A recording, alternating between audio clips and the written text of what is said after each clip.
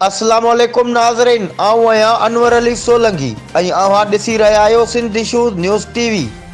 Sindh issues news TV bulletin में अव्हां खे भली कार ख़बर शामिल कंदासीं। ठारू शाह का सिटी रिपोर्टर राशिद अली मेमण जी। ठारू शाह भरिसां दरबेलो में नौजवान सैल सोलंगी मथां लोही राडुन सां हमलो। नौजवान जी हालत नाज़ुक, रूरल हेल्थ सेंटर नियो वियो। ज़ख़्मी नौजवान सैल सोलंगी ॿुधायो त कंहिं कम सां वञी रहियो हुयसि त इमरान सुहाग ओचितो लोही राडुन सां हमलो करे सख़्त ज़ख़्मी करे हिक टंग भञी छॾी आहे। मौक़े तां फ़रार थी वियो जॾहिं त ठारू शाह थाणे ते NC दाख़िल कराई आहे। नौजवान सैल सोलंगी मुतालबो कंदे चयो त फौरी तौर ते हमलो कंदड़ इमरान सुहाग खे गिरफ़्तार कयो वञे। ही हुयूं हिन वक़्त ताईं जूं अपडेट्स। वधीक ख़बरुनि ऐं अपडेट्स जे लाइ ॾिसंदा रहो सिंध इशूज़ न्यूज़ टीवी।